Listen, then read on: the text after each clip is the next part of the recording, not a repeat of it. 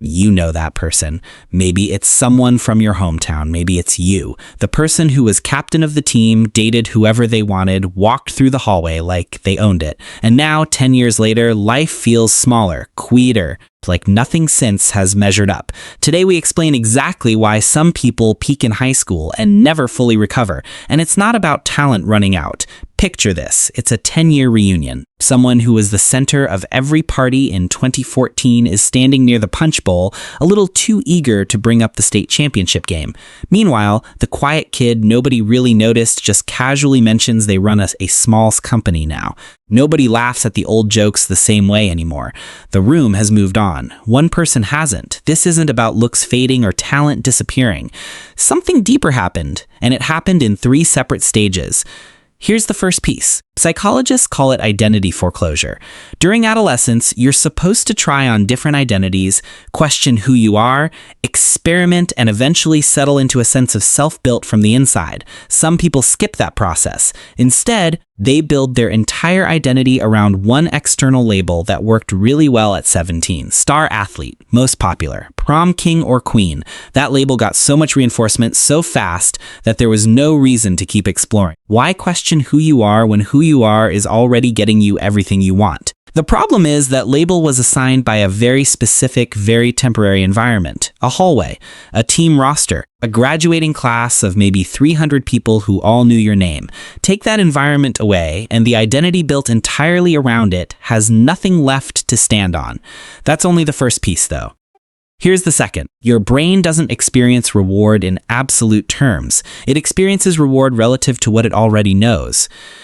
If your biggest wins happened at 17 in front of a captive audience of the same 300 people every single day, your brain calibrated its entire reward system to that specific intensity. Constant visibility, instant social feedback. A guaranteed intense adult achievement almost never works that way. A promotion doesn't get announced over a loudspeaker. A good relationship doesn't come with a crowd cheering. Adult life is quieter, slower, and far less witnessed. So even when someone is objectively doing well by any outside measure, their brain keeps comparing it to that one loud, immediate, high-volume peak, and it keeps coming up short. Not because their life is actually worse, because nothing quiet can outcompete something that was engineered to be loud. Now here's where it gets worse, because these two things combine with a third problem. High school doesn't just give you an identity and a reward system, it gives you structure. The same people every day for years, a built-in stage, a guaranteed audience that shows up whether you ask them to or not. Adulthood removes that scaffolding completely. You have to build your own audience, your own community, your own sense of ongoing progress from scratch with no one handing you a stage. For someone whose entire identity and reward system were built around having a stage automatically provided, that's not a small adjustment. That's losing the entire structure their sense of self was ring on, all at once with nothing built to replace it. That's the full picture. An identity locked in too early, calibrated to a reward system that can't exist in adult life, sitting on a structure that disappeared the day they got their diploma. So what actually helps? First, separate your sense of worth from any specific status memory. The version of you that mattered at 17 was real, but it was one chapter measured by one narrow audience. It was never the whole story, and it was never supposed to be. Second, deliberately build new structure. Don't wait for a stage to appear. Join something with a regular rhythm, a recurring group, a consistent room of people who see you show up more than once. Structure creates identity over time. It doesn't require you to peak immediately.